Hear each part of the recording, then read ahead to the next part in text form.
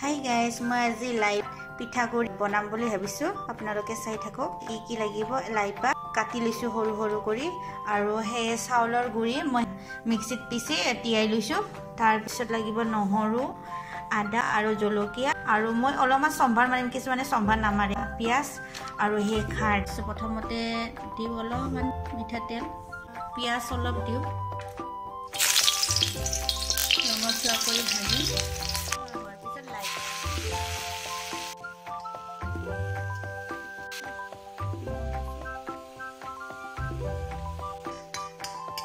কণী লগাই দিম।